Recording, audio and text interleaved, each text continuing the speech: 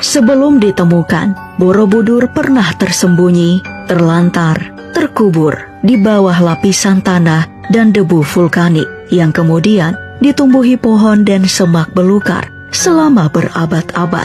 Hingga akhirnya para arkeolog menemukan dan melakukan penelitian. Barulah Borobudur kembali menarik perhatian. Berawal dari usainya Perang Inggris-Belanda dalam memperebutkan Pulau Jawa dan dimenangkan oleh Inggris, Thomas Stamford Raffles kala itu ditunjuk sebagai gubernur jenderal, memang memiliki minat istimewa terhadap sejarah Jawa. Begitu mendengar adanya sebuah monumen besar jauh di dalam hutan dekat desa Bumi Segoro, ia segera memerintahkan bawahannya untuk melakukan penelitian. Dan hanya dalam 2 bulan, H.C. Cornelius, seorang insinyur Belanda beserta 200 warga, menebang pepohonan dan semak belukar yang tumbuh di Bukit Borobudur dan membersihkan lapisan tanah yang mengubur candi ini pada tahun 1814. Penelitian dan pembangunan kembali terus berlanjut hingga pada tahun 1835. Akhirnya, seluruh bagian bangunan telah tergali dan terlihat. Banyak perdebatan mengenai Borobudur, termasuk hipotesis candi dibangun di atas sebuah danau purba yang mengering. Hingga saat ini, pembangunan Candi Borobudur masih menjadi misteri. Berdasarkan aksara yang tertulis, pembangunan Candi Borobudur diperkirakan dilakukan antara abad ke-8 dan ke-9 pada masa pemerintahan Raja Samaratungga yang menunjuk Gunadarma sebagai arsiteknya. Butuh waktu 75 hingga 100 tahun untuk bisa menyelesaikan candi seluas 123 kali 123 meter persegi ini. Misteri tentang bagaimana Gunadarma mampu mewujudkan ide pembangunan Borobudur hingga kini masih menjadi teka-teki. Apa alat yang digunakan? Berapa banyak pekerja yang terlibat? Ketelitian dalam menyusun batu demi batu hingga tak ada gambar relief yang terlewat atau terputus, membuat siapa saja pasti terpukau melihatnya. Total, ada sekitar 2.672 pahatan relief yang tersebar di candi, dan ada 1.460 di antaranya bercerita tentang kisah Buddha. Juga terdapat 504 arca Buddha yang terletak dalam 432 relung dan 72 stupa berlubang. Ada pula 100 talang berbentuk patung ikan berkepala gajah sebagai saluran air. Candi Borobudur terdiri dari 2 juta balok batu vulkanik yang terpahat dengan baik. Masing-masing balok saling mengunci, sehingga candi tetap kokoh sampai sekarang. Sungguh teknologi canggih yang misterius, bukan? Lantas, siapakah yang memberi nama Borobudur?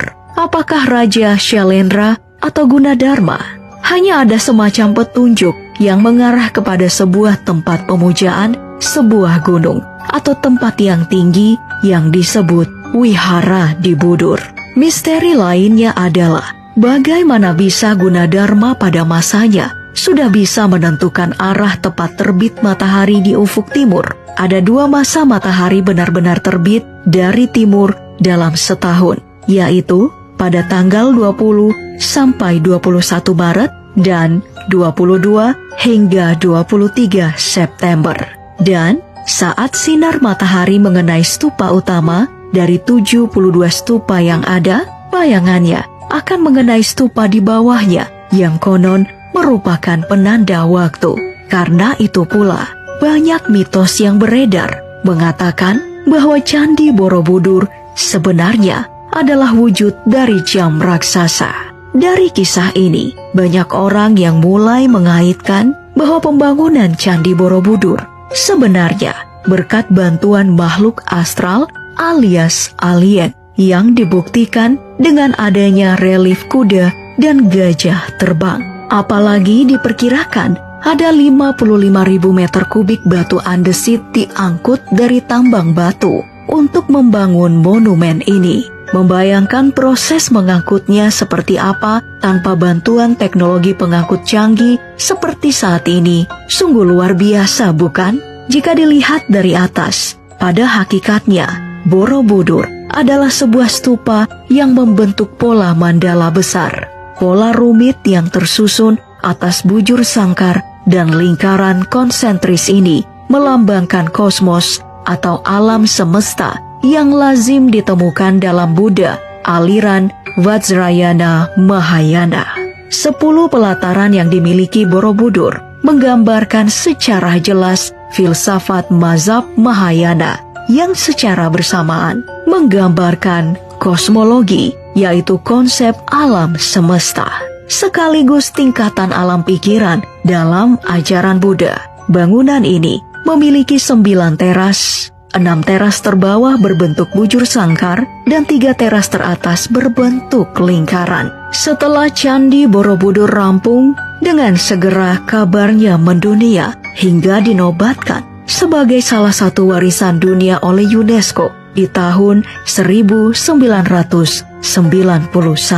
Sejak saat itu pula, satu persatu misteri Candi Borobudur bermunculan. Misteri yang menyelimuti Candi Borobudur yang adalah sebuah patung Buddha yang tak sempurna dan dikenal dengan sebutan The Unfinished Buddha. Asal-usul patung ini tidak diketahui, tetapi pernah disebutkan bahwa patung ini dulunya berada di bawah sebuah pohon di samping Candi Borobudur. Arkeolog berpendapat patung Buddha ini ditinggalkan di tengah pekerjaannya karena dianggap cacat dan tidak rata, sehingga perlu disingkirkan. Meski begitu, pendapat ini hingga saat ini masih terus diperdebatkan, sebab ada pula yang mengatakan bahwa patung ini sengaja tidak diselesaikan, entah dengan maksud apa. Menurutmu sendiri, apakah patung ini sengaja dibuat untuk mengungkapkan maksud tertentu?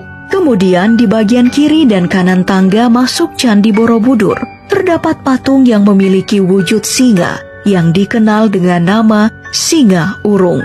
Urung dalam bahasa Jawa berarti gagal. Masyarakat setempat percaya bahwa siapapun yang melewati tangga ini dengan berkata kasar dan memiliki niat buruk, maka penunggu patung ini tak segan akan menghantuinya dalam mimpi. Dan apabila ada sepasang kekasih secara bersamaan melewati patung singa urung ini, konon hubungannya akan kandas dan tak akan mampu sampai ke pelaminan. Lalu ada misteri relief Kamadhatu di kaki Candi Borobudur, terletak di bagian pondasi yang tersembunyi. Di sini ada 160 relief adegan sutra karma wibangga atau hukum sebab akibat. Tidak banyak yang tahu apa yang tergambar pada relief ini, serta alasan mengapa relief pada bagian ini ditimbun. Hingga akhirnya terungkap bahwa ada banyak adegan vulgar dan sadis, juga cabul. Meski begitu, alasan ini juga masih menjadi perdebatan, sebab ada pula yang berpendapat bahwa penutupan relief Kamadhatu ini semata-mata demi kestabilan posisi candi agar tidak longsor. Dan salah satu mitos yang paling populer hingga kini di Candi Borobudur adalah mitos Kunto Bimo. Masyarakat setempat banyak yang percaya bahwa siapa yang mampu menyentuh bagian tertentu dari tubuh arca Buddha yang ada di dalam sebuah stupa berongga, maka ia akan mendapatkan keberuntungan dan keinginannya segera terkabul. Caranya dengan memegang jari manis arca Buddha. Namun ada pula yang mengatakan bahwa yang disentuh adalah jari kelingking arca tersebut yang berada dalam posisi tangan Dharma Cakra. Itu untuk laki-laki. Sedangkan bagi perempuan, agar permintaannya terkabul, ia harus memegang telapak kakinya, tumit atau ibu jari arca Buddha. Tak hanya orang biasa, beberapa tokoh terkenal pernah mencoba melakukan ritual Kunto Bimo ini. Mereka adalah putra mahkota Jepang, Fumihito, pemenang Miss Universe 2009, Stephanie Fernandez, dan juga pemenang Putri Indonesia 2009, Kori Sandio Rifa. Apakah kamu juga percaya dengan mitos ini?